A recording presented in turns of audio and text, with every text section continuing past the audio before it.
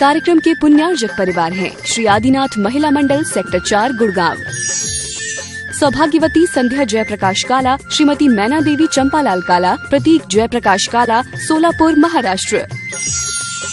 स्वर्गीय श्री वज्जू भाई कीकानी, श्री प्रवीण भाई देसाई, श्री परिमल भाई खनधार, अहमदाबाद।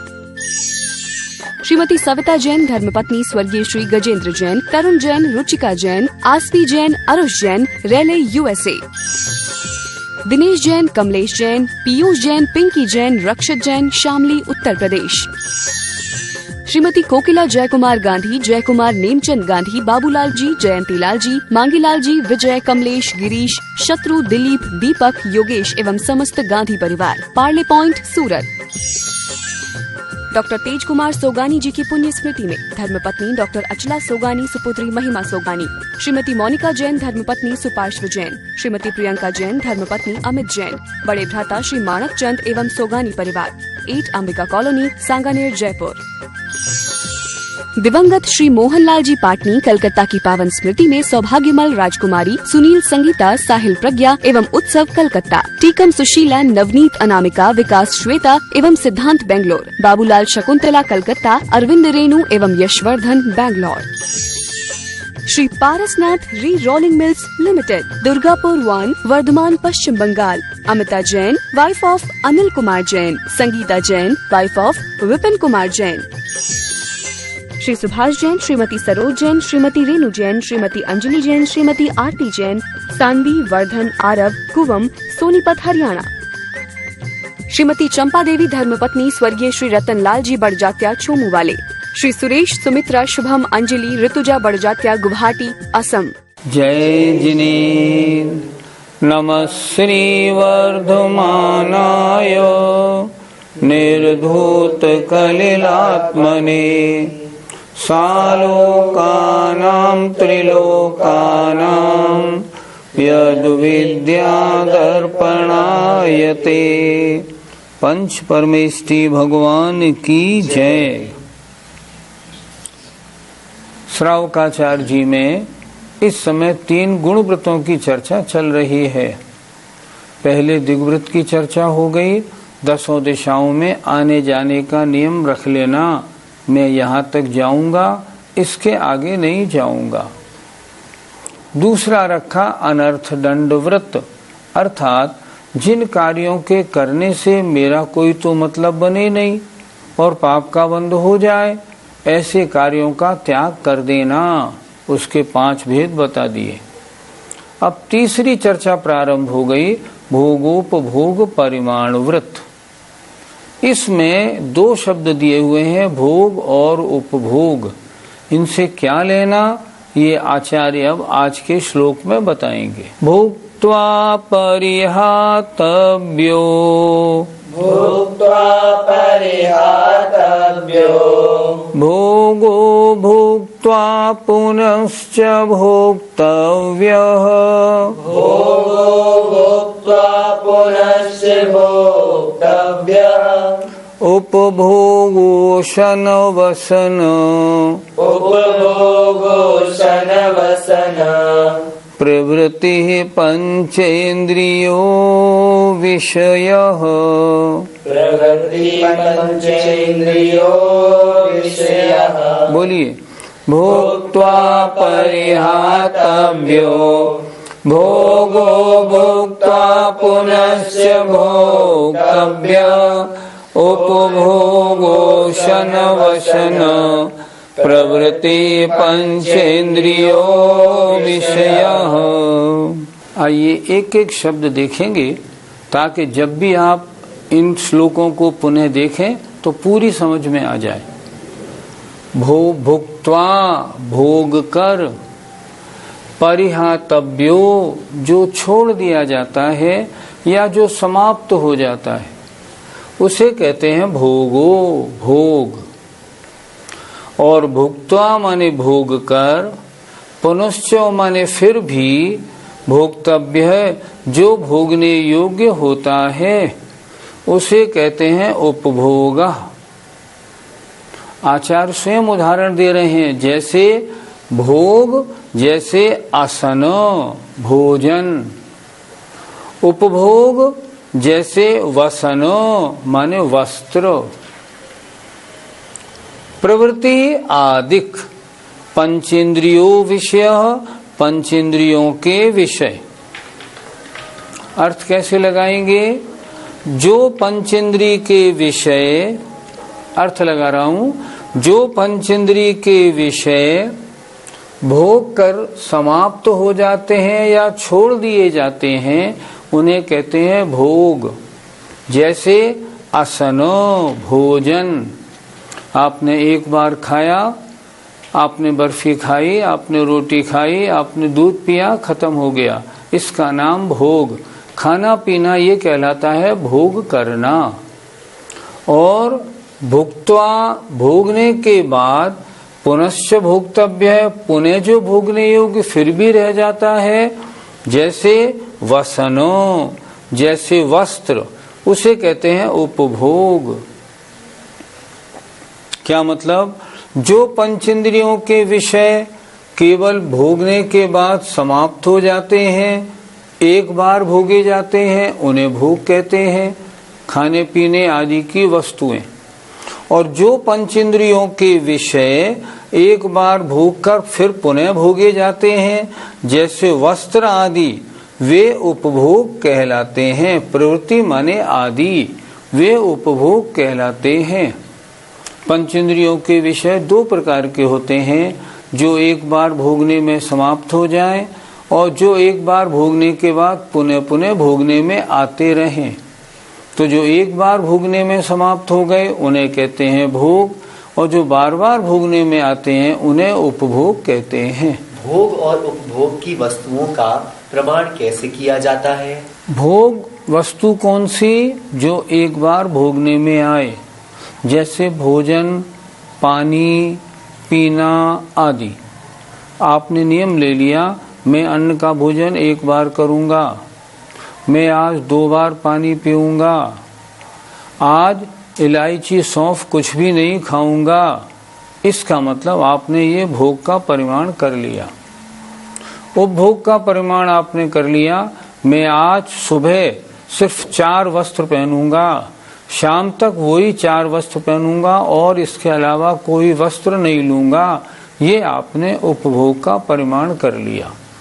इस तरह एक बार भोगने की वस्तु का, बार बार भोगने की वस्तु का, दोनों का जो प्रमाण किया जाता है वो भोगो भोग प्रमाण व्रत के अंतर्गत आता है। खाने पीने की वस्तुएं संसार में बहुत सारी हैं, जहाँ जाओ नई नई चीजें और देखने को मिलती हैं। उनमें से कौन सी भोगने योग्य है, कौन सी नहीं है, उसकी चर्चा अब आचार्य अगले श्लोक में कर रहे हैं। त्रसोहति परिहरणार्थम, त्रसहति परिहरणार्थम, क्षौद्रम पिशितम प्रमाद परिहृतये, क्षौद्रम पिशितम प्रमाद परिहृतये, मद्यम च वर्जनीयम, मद्यम च वर्जनीयम, जिन चरणौ शरणमुपयातैः, जिन चरणौ शरणमुपयातैः। बोलिए, त्रसोहति परिहरणार्थम क्षौद्रम पिशितम प्रमाद परिहृतये, मद्यम च वर्जनीयम, जिन चरणौ शरणमुपयातैः।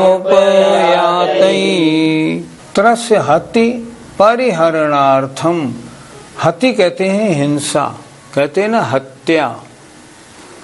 त्रस जीवों की हिंसा को दूर करने के लिए, परिहरण माने दूर करने के अर्थम माने लिए, अर्थात त्रस हिंसा से बचने के लिए। क्षौद्रम माने शहद, पिशितम माने मांस, इनका त्याग करे। और प्रमाद को दूर करने के लिए, प्रमाद परिहृतये, प्रमाद को दूर करने के लिए मद्यम शराब को भी वर्जनीयम छोड़ दे।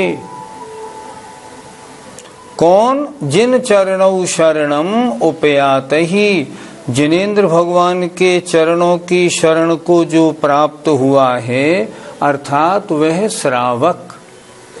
जिनेंद्र भगवान के चरणों की जिसको शरण है, उसको प्राप्त करने वाला श्रावक। अर्थात अब बात चल रही थी यहाँ भोग और उपभोग की। भोग और उपभोग किन वस्तुओं का करे, किन वस्तुओं का ना करे। तो यहाँ चर्चा हो रही है भक्ष और अवक्ष की। क्या चर्चा हो रही है? जिनेंद्र भगवान के चरणों की शरण को जो प्राप्त हुआ है, जो व्रती बना है, ऐसा व्रती त्रस हिंसा को दूर करने के लिए शहद और मांस को छोड़े और प्रमाद को दूर करने के लिए शराब को भी छोड़े। अर्थात ये चीजें यद्यपि भोग में आती हैं, फिर भी भोगने योग्य नहीं है। क्यों नहीं है? क्योंकि इनके भोगने में त्रस जीवों की हिंसा लगती है।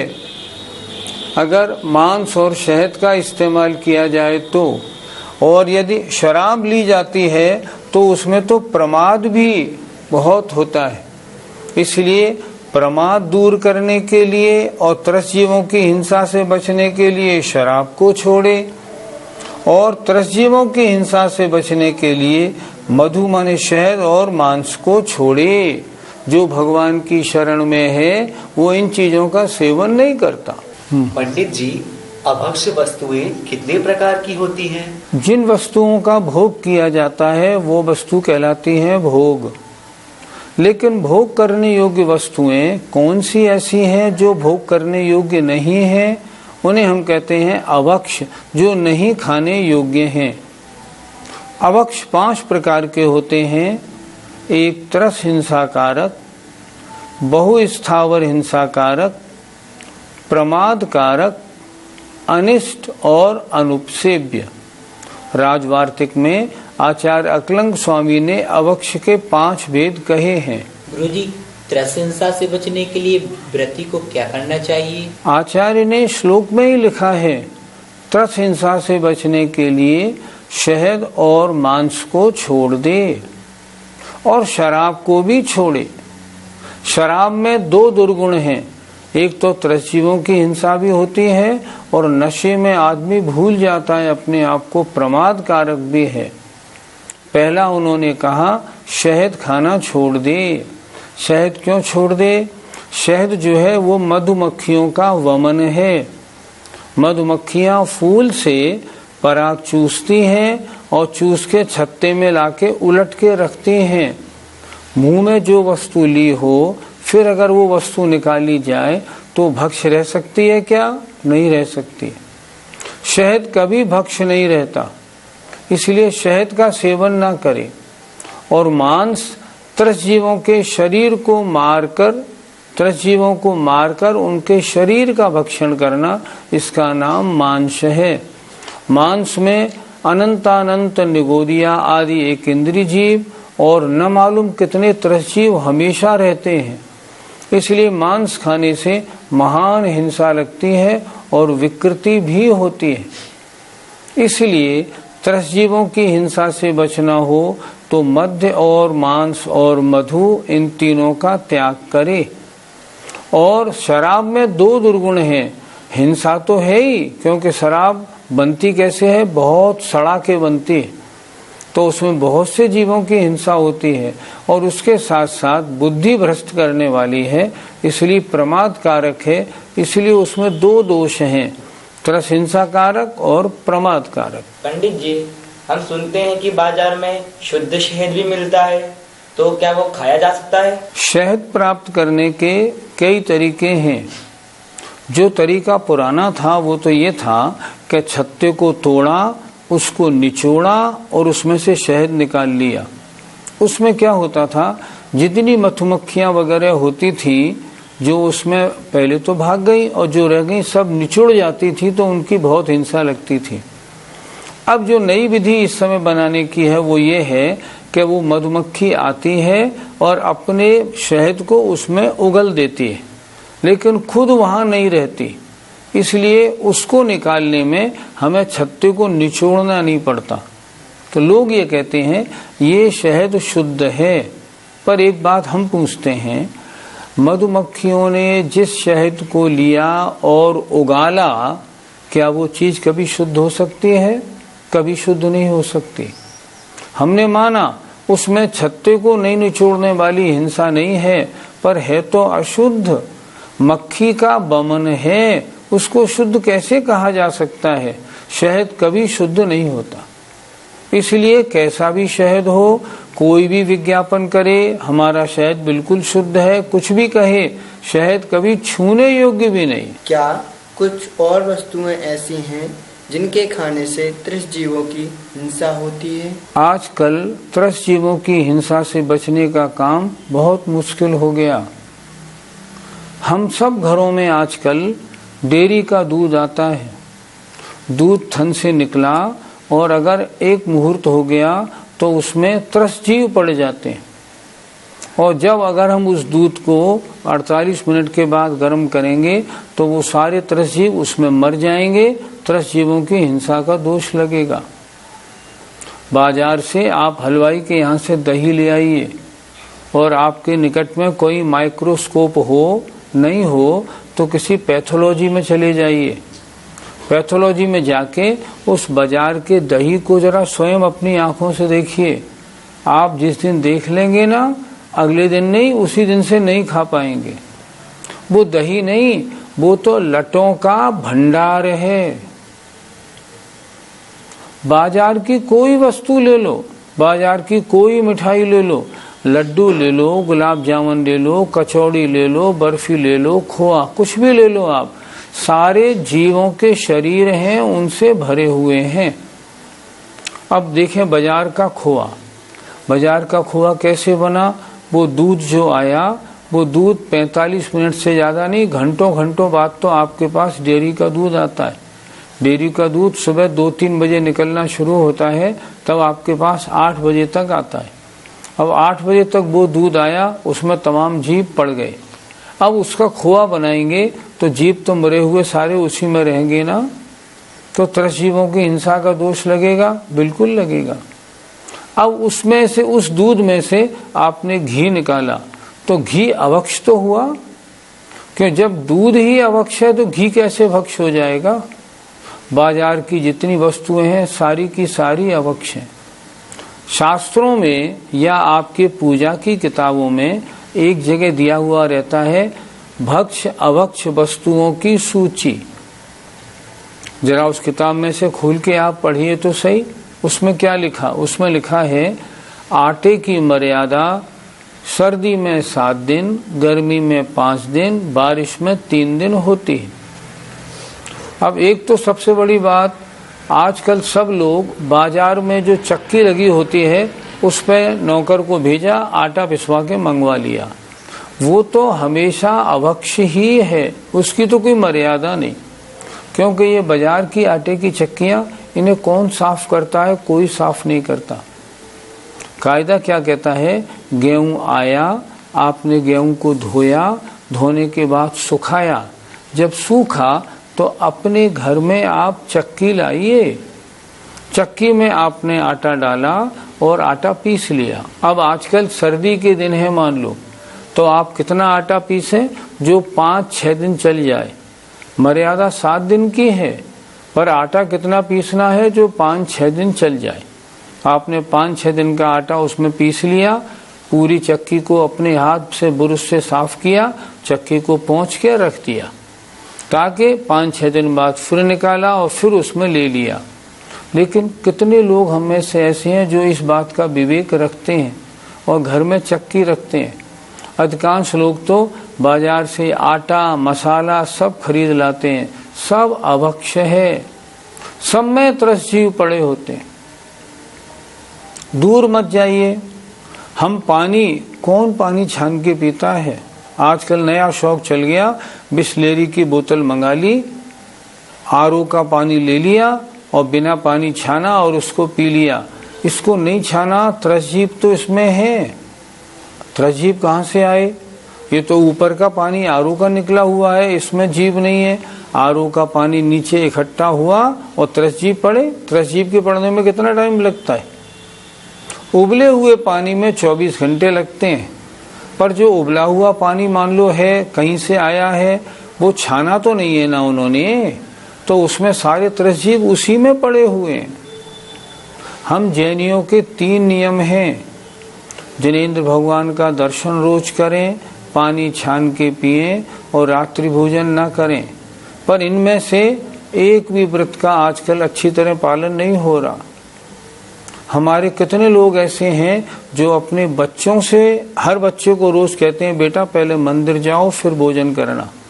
बच्चे को स्कूल जाना बड़ी जल्दी, गाड़ी आ गई है, रिक्शे वाला आ गया है, जल्दी भेजो जल्दी भेजो, मंदिर का काम सब छूट गया। दूसरी बात, उसकी बात तो वहां तक गई, हम लोगों की क्रियाओं में भी सब गलत। मंदिर कोई जाते हैं कोई नहीं जाते, जाते हैं तो मन नहीं लगता, 5 मिनट को गए और आ गए, इससे क्या होता है? भाव सहित मंदिर जाएं, भगवान की अभिषेक पूजा करें, ये हमारा पहला नियम था। पंडित जी, शुद्ध दूध लाएं तो उसकी मलाई का कितने दिन तक घी शुद्ध माना जाएगा? बड़ा अजब प्रश्न आपने कर लिया। आजकल मैं स्थान पर जाता हूँ, शुद्ध भोजन के नाते जिनके यहाँ भोजन करने जाता हूँ उनसे पूछता हूँ, बहन जी आपने ये घी कैसे बनाया?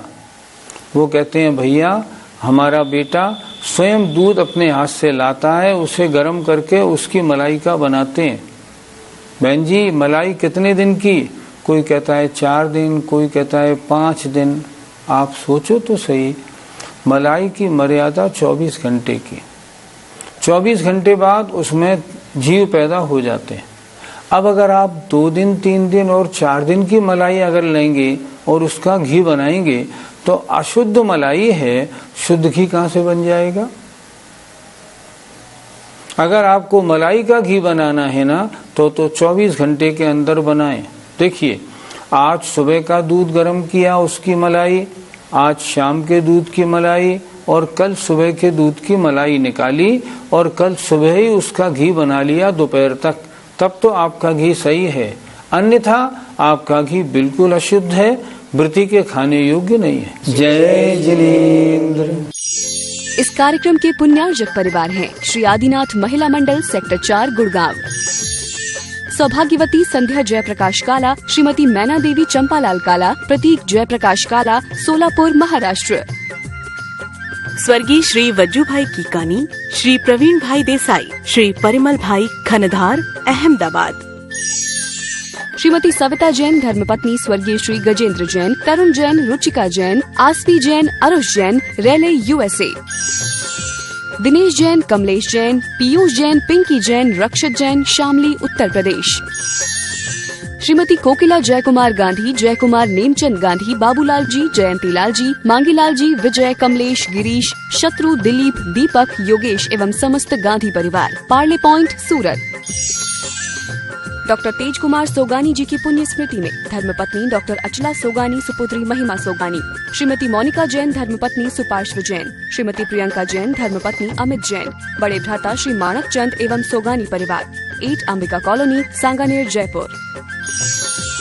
दिवंगत श्री मोहनलाल जी पाटनी कलकत्ता की पावन स्मृति में सौभाग्यमल राजकुमारी, सुनील संगीता, साहिल प्रज्ञा एवं उत्सव कलकत्ता, टीकम सुशीला, नवनीत अनामिका, विकास श्वेता एवं सिद्धांत बेंगलोर, बाबूलाल शकुंतला कलकत्ता, अरविंद रेणु एवं Yashvardhan Bangalore. Shri Parasnath re rolling mills limited, Durgapur 1, Bardhaman, Paschim Bangal, Amita Jain, wife of Anil Kumar Jain, Sangeeta Jain, wife of Vipin Kumar Jain. Shri Subhash Jain, Shrimati Saroj Jain, Shrimati Renu Jain, Shrimati Anjali Jain, Shrimati Aarti Jain, Saanvi, Vardhan, Aarab, Kuvam, Sonipat, Haryana. Shrimati Champa Devi धर्मपत्नी स्वर्गीय श्री रतन लाल जी बड़जात्या, छोमू वाले। श्री सुरेश, सुमित्रा, शुभम, अंजलि, ऋतुजा बड़जात्या, गुवाहाटी, असम।